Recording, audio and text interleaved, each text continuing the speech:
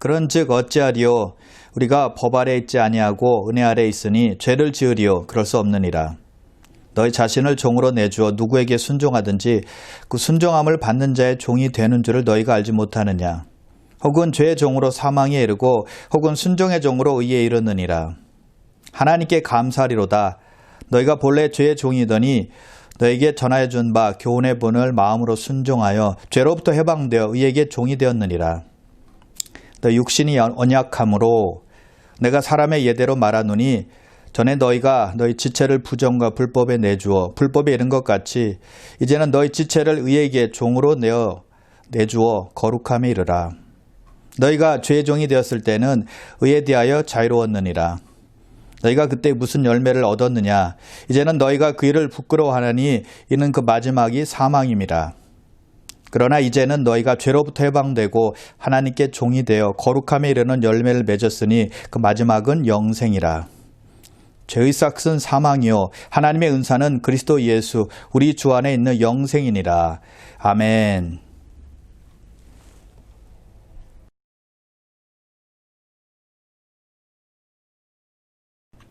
바울은 6장 앞부분에서 예수 믿는 사람들은 예수와 함께 죽고 예수와 함께 사는 사람들이다 라고 말했습니다. 죄에 대해서 죽었기 때문에 죄 가운데 살 수 없는 사람들이라고 말했습니다. 그래서 죄에 대해서 죽은 자로 여기고 몸의 사역에 순종치 말고 또 의의 무기로 하나님께 드리라라고 말했습니다. 그리고 하나님의 은혜 안에 거하는 사람들은 죄가 우리를 주장하지 못한다라고 말을 했습니다. 그리고 나서 15절에 바울이 이렇게 말합니다. 15절인데요. 그런즉 어찌하리요? 우리가 법 아래 있지 아니하고 은혜 아래 있으니 죄를 지으리요? 그럴 수 없느니라. 우리가 하나님의 은혜를 받았기 때문에 죄를 지을 수 없다는 것입니다. 은혜를 받아서 은혜에 대한 감격이 있는데 또 천국에 대한 소망이 있는데 죄를 즐기거나 죄를 두둔하거나 죄와 타협할 수 없다는 것이죠. 이제는 죄를 미워하는 사람들이 되었다는 것입니다. 하나님께서 죄를 싫어하는 것을 알기 때문에 하나님 말씀에 순종해서 우리도 죄를 싫어하는 사람이 되었다는 거예요. 주의 은혜를 생각하면 생각할수록 더욱 기쁘고 감사한데 어떻게 죄를 지을 수 있겠느냐라는 것이죠. 은혜 안에 있으면 자유롭기 때문에 방종하며 또 마음대로 죄를 지을 것 같지만 은혜가 우리를 주님께로 인도해주고 은혜가 우리를 주님을 따르게 해주고 또 은혜가 주님을 사랑할 수 있도록 만들어주기 때문에 죄를 짓지 못한다는 것입니다.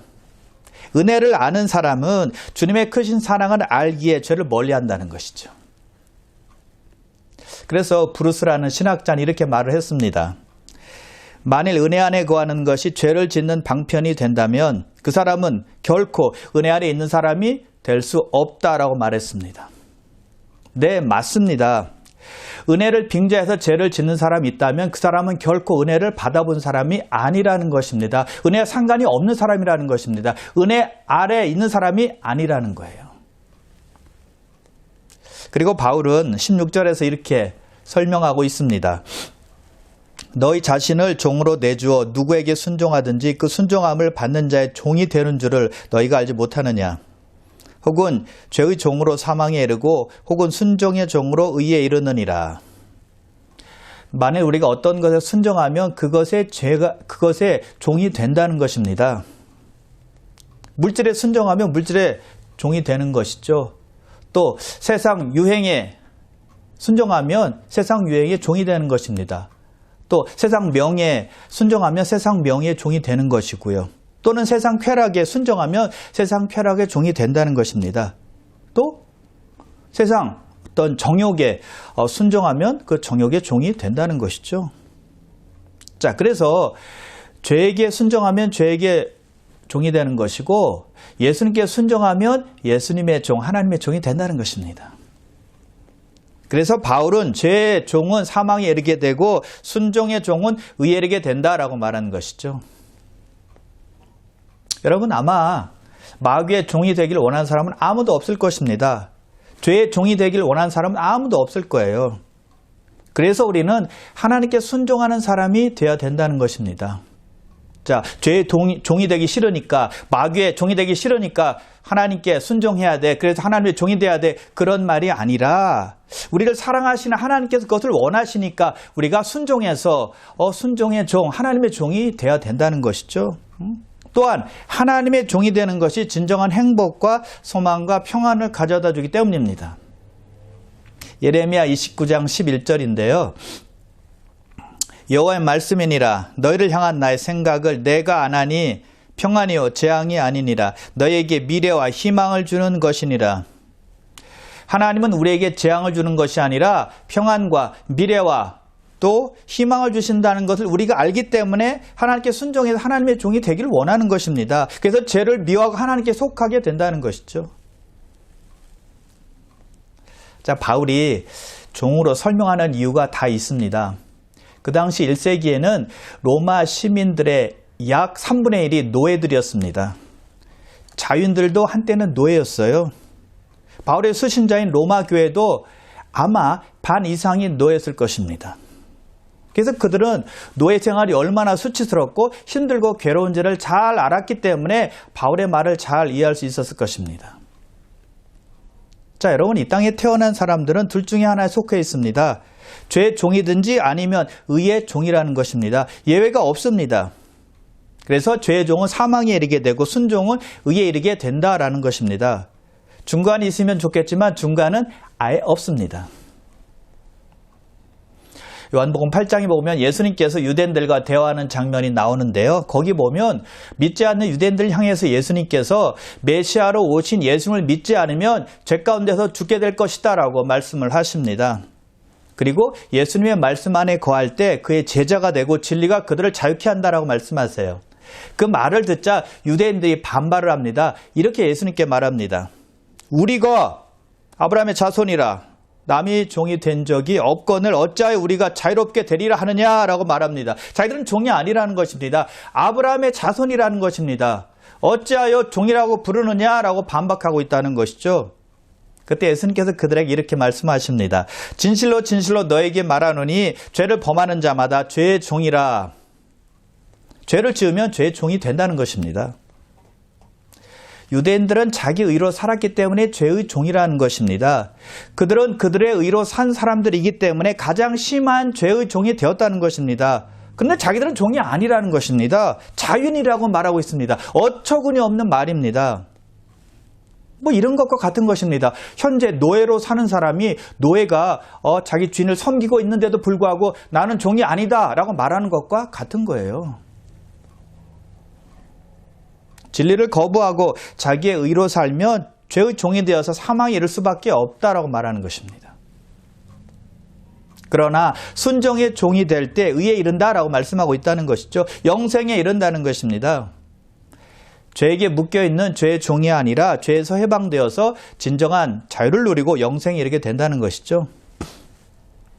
자, 여기서 순종이라는 단어가 중요한데요. 순종이라는 뜻은 문을 두드리는 소리에 대답하다 그런 뜻입니다. 집 안에 있는 사람이 집 밖에서 누가 문을 두드릴 때 그것을 생각하고 대답하는 것을 말하는 것입니다. 우리 삶 속에서 우리가 어떤 선택과 결정을 해야 될지 우리의 마음문이 매일 우리를 두드리고 있다는 사실입니다. 여러분의 문을 두드릴 때 여러분은 어떻게 대답하시겠습니까? 죄의 소리에 대답하시겠습니까? 아니면 의의 소리에 대답하시겠습니까? 우리는 반드시 대답해야만 합니다. 반드시 선택하고 결정해야만 한다는 것이죠. 그 결정, 그 선택은 우리의 몫이라는 것입니다. 우리가 결정해야 된다는 것이죠. 우리에게 달려있다는 것입니다. 자, 그런데 우리가 알 것은요, 구원받기 전에는 누구나 다 죄의 종이었다는 것입니다. 예외가 없습니다. 그래서 바울은 17절에서 너희가 본래 죄의 종이더니 라고 말하는 것입니다. 과거 시제죠. 죄의 종이었다는 것입니다. 예수 믿기 전에는 다 죄의 종이라는 거예요. 자, 죄의 종의 상태가 어떠한지를 에베소서 2장에서 잘 말해주고 있는데요. 이렇게 말을 합니다. 그때 너희는 그 가운데서 행하여 이 세상 풍조를 따르고 공중의 권세 잡은 자를 따랐으니 곧 지금 불순종의 아들들 가운데서 역사하는 영이라. 전에는 우리도 다 그 가운데서 우리 육체의 욕심을 따라 지내며 육체와 마음에 원하는 것을 하여 다른 이들과 같이 본질상 진노의 자녀이었더니, 먼저 죄의 종의 상태는요, 세상 풍조를 따르는 것입니다. 세상이 가는 방향대로, 세상이 원하는 대로, 세상이 바라는 대로 세상과 함께 가는 삶입니다. 구별된 삶이 아니라 세상과 더불어 사는 삶이라는 것이죠. 세상에 옳지 않은 것, 부도덕한 것들을 보면서도 그냥 즐거워합니다. 그냥 웃습니다. 또 따라하고 당연한 것이 생각하고 받아들이는 것이죠. 세상 라이프 스타일을 모방하며 사는 것입니다. 거룩하지 않고 경건하지 않은 수많은 것들을 받아들이며 사는 것입니다. 그런데 성경은 이렇게 말씀하고 있습니다. 이 세대를 본받지 말라. 대신에 마음을 새롭게 함으로 변화를 받아 하나님의 기뻐하시고 선하시고 온전하신 뜻이 무엇인지 분별하도록 하라라고 말씀하고 있다는 것이죠. 이 세상 뜻이 아니라 하나님의 선하시고 기뻐하시고 온전하신 뜻이 무엇인지를 분별하며 살라라는 것입니다. 그래서 주님께서 예수의 사람들은 세상에 속한 자가 아니라고 말씀하십니다. 그럼 누구에게 속한 자들일까요? 하나님께 속한 자들이라는 것입니다. 이 세상에 살고 있지만 세상에 속한 자가 아니기 때문에 천국의 시민으로 살아야 된다는 것이죠. 이 세상 삶을 포기하며 살라는 뜻이 아닙니다. 구별되어서 삶의 중심이 하나님이 되어야 된다는 것이죠. 그러나 우리가 예수를 알기 전에는 이 세상이 전부인 양, 눈에 보이는 것이 전부인 양 살았다는 것입니다. 그래서 죄의 종의 상태는 세상 풍조를 따르는 삶이었다는 것이죠. 그리고 공중권세 잡은 자를 따르는 삶, 이것이 죄의 종의 상태입니다. 공중권세 잡은 자, 즉 사탄이 하는 일은 아주 명확하죠. 사람들로 하여금 하나님께 불순종하게 만드는 것입니다. 하나님께 반항하게 만드는 것입니다. 뚜렷이 누구나 알 수 있게도 역사하지만 사탄은요, 우리 모르게 우리의 이성이, 우리의 지식이, 우리의 경험이 하나님께 반항하게 만듭니다. 우리의 생각과 경험으로 공중 권세 잡은 자를 얼마나 많이 따랐는지 모릅니다. 마귀가 던져주는 밥을 다 그냥 집어 먹은 겁니다. 다 받아먹고 시키는 대로 한 거예요. 자, 그러면 죄종으로 살면 어떻게 될까요? 데살로니가 후서 1장 8절인데요. 이렇게 말씀하고 있습니다. 하나님을 모르는 자들과 우리 주 예수의 복음에 복종하지 않는 자들에게 형벌을 내리시니 마귀에게 속아서 공중권세 잡은 자를 계속 따르면 예수님의 복음에 복종하지 않는 것이 되니까 결국에는 형벌이 임한다는 것입니다. 하나님의 심판이 임한다는 것이죠. 자, 그리고 세 번째로 육체 욕심에 따라 사는 삶입니다. 그것이 죄의 종의 상태죠. 당연한 겁니다. 야고보서 1장 15절인데요. 욕심이 잉태한 즉 죄를 낳고 죄가 장성한 즉 사망을 낳느니라. 욕심이 죄를 낳게 되지만 죄 때문에 욕심이 생기는 것입니다. 죄가 없으면 욕심도 없어지는 것이죠. 여러분, 사람 안에는 하나님께서 우리에게 주시는 정당한 욕망이 있습니다. 선한 욕망입니다. 필요한 것을 구하는 욕망이죠. 그러나 타락한 인간은 필요 이상의 것을 쟁취하려고 애를 씁니다. 탐심과 또 육체 정욕들입니다. 끝이 없어요. 그래서 이 세 가지, 세상 풍조, 공중권세 잡은 자, 그리고 육체 욕심, 이 세 가지 원하는 대로 끌려다니며 살았던 것입니다. 죄의 종이 되었기 때문에 세 가지에 시달리며 살았지만 시달리는 줄 모르며 산 겁니다. 세상이 주는 즐거움과 매력과 달콤함 때문에 그냥 속아 넘어가는 것입니다. 멸망으로 달려가고 있는데도 그것을 모르는 것이죠. 욕망과 충동과 정욕의 노예가 되었지만 모르는 것입니다. 사탄에 의해서 통치받고 지배되고 있는데도 불구하고 인정하지 않습니다. 그러니 하나님을 알 수도 없고 믿을 수도 없고 하나님을 따를 수도 없었던 것이죠. 죄의 종된 사람의 불쌍한 모습입니다. 여러분, 그것 때문에 예수님께서 오신 것 아닙니까? 우리가 아직 죄인됐을 때 예수 그리스도께서 우리를 위해서 죽으심으로 하나님께서 우리에 대한 자기의 사랑을 확증하셨느니라 라고 말씀을 하셨습니다. 죄인임에도 죄인인 줄 몰랐기 때문에 우리를 위해서 예수님께서 오셔서 목숨을 버리신 것이죠. 대신 죽으신 것입니다. 아가페 사랑을 보여주신 것입니다.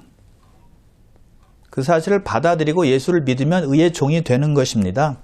죄의 종에서 의의 종으로 바뀌는 것입니다. 죄에서 자유롭게 되는 것입니다. 해방되는 것이죠. 예수 믿으면 노예 생활에서 자유함을 얻게 되고 예수 그리스도께 속하고 그리스도의 종이 된다는 것이죠. 그래서 18절에서 바울이 로마 성도들에게 이렇게 말하고 있는 것입니다. 죄로부터 해방되어 의에게 종이 되었느니라. 할렐루야. 자, 로마 성도들이 이렇게 변한 이유가 무엇이었을까요? 17절에 보세요. 너에게 전하여 준 바 교훈의 본을 마음으로 순종하여 라고 말합니다. 로마교회 성도들이 받은 그 교훈의 본에 순종했기 때문에 그들이 의에 이르게 되었다라고 말하고 있는 것이죠. 교훈의 본이란 말에서 본이란 뜻은요, 헬라어로 튜톤이라는 단어입니다. 근데 그 단어는 금속을 만들 때 사용하는 틀을 말하는 것입니다. 녹아있는 금속 액체를 틀에 넣으면 틀에 맞는 금속이 나오지 않습니까? 마찬가지로 로마교회 성도들이 복음이라는 틀에 자기들의 삶을 집어넣은 것입니다. 즉 복음에 순종했다는 것이죠. 즉 복음에 맞는 사람들로 만들어졌다는 것입니다. 자기들에게 맞추지 않고 복음에 자기들을 맞추었을 때 의의 종이 되었다라는 것입니다. 하나님께서 저와 여러분들을 그렇게 빚어가길 원하신다는 것입니다. 하나님의 성령의 역사로, 그리고 하나님의 말씀을 우리를 먼저 녹이십니다. 그리고 예수 그리스도의 복음의 틀에 우리를 붓는 것입니다. 그래서 우리를 그분의 형상대로 만들어 가시는 것이죠. 자, 우리가 예수를 정말 믿으면 죄의 종이 아니라 의의 종이 됩니다. 죄의 종이 아니라 그리스도의 종이 됩니다. 확실합니다. 그래서 바울이 로마 성도들에게 죄로부터 해방되어 의에게 종이 되었느니라 라고 말한 것이죠. 자, 그런데 여러분, 예수를 믿었는데도 불구하고 죄의 종으로 살 수 있을까요? 네, 그럴 수 있습니다. 어떻게 그렇게 될까요? 언제 그렇게 될까요? 죄와 싸우지 않을 때입니다. 의의 종으로 살지 않을 때입니다. 그리스도의 종으로 노력하지 않을 때입니다. 어떤 사람이 바이올린의 천부적인 재능을 가지고 태어났습니다. 자, 그 천부적인 재능을 살리기 위해서는, 꽃 피기 위해서는 부단한 노력을 해야 됩니다. 그래야 그 재능이 살아나죠. 그럼 그 재능의 결실을 보게 될 것입니다.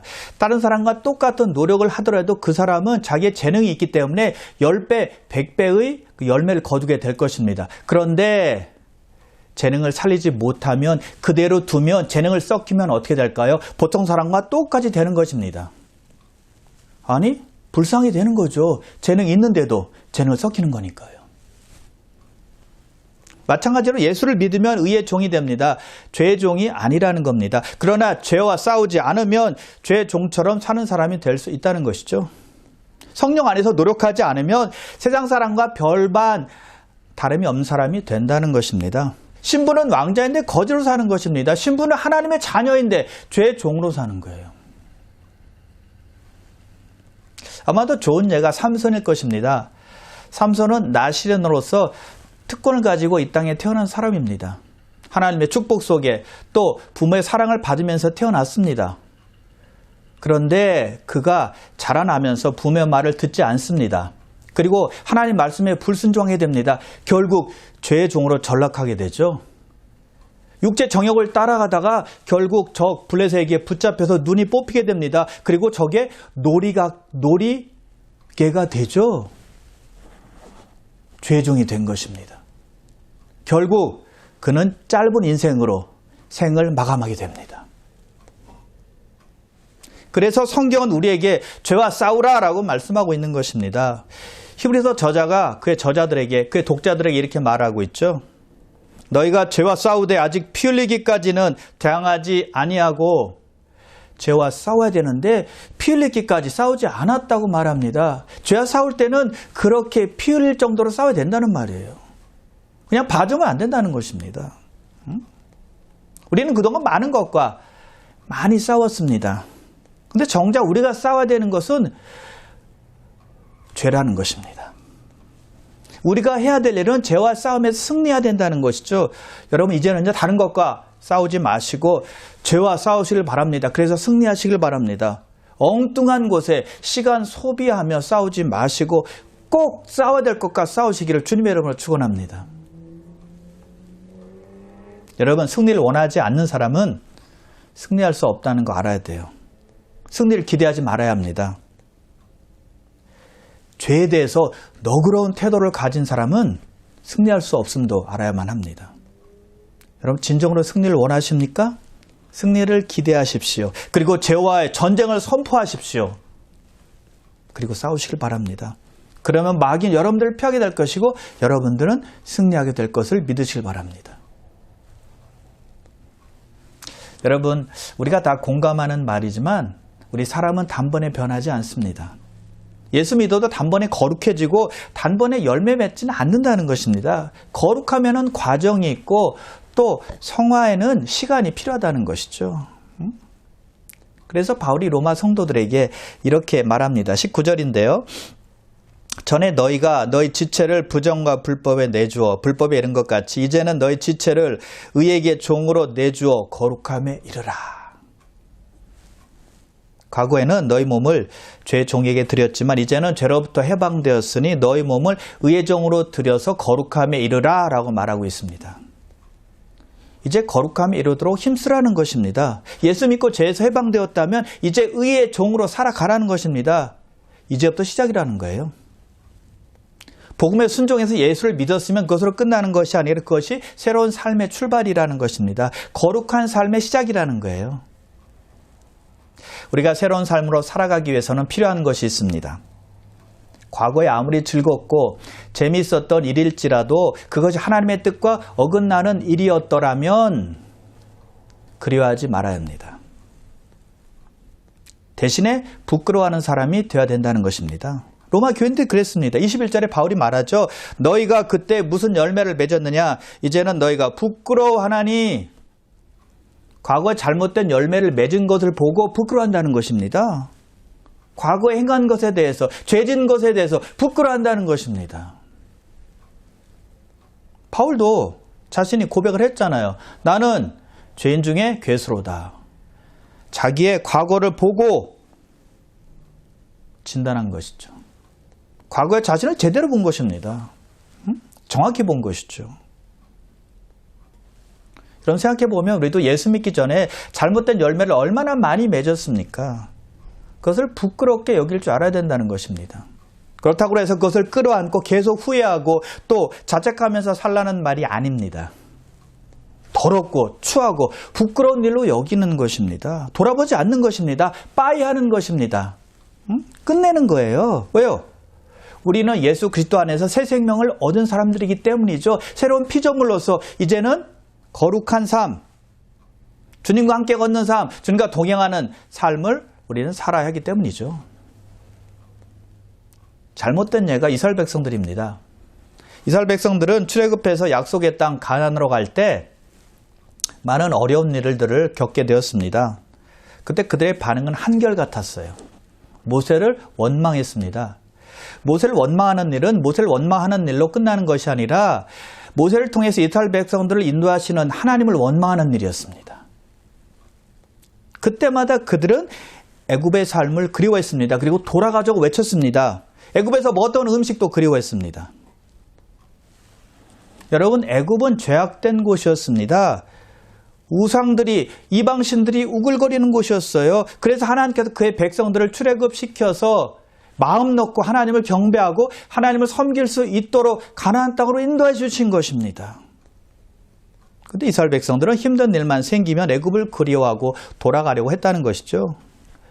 죄악된 곳에서 건짐 받았으면 이제는 힘들어도 참아야죠. 견뎌야죠. 새로운 삶에 적응을 해야죠.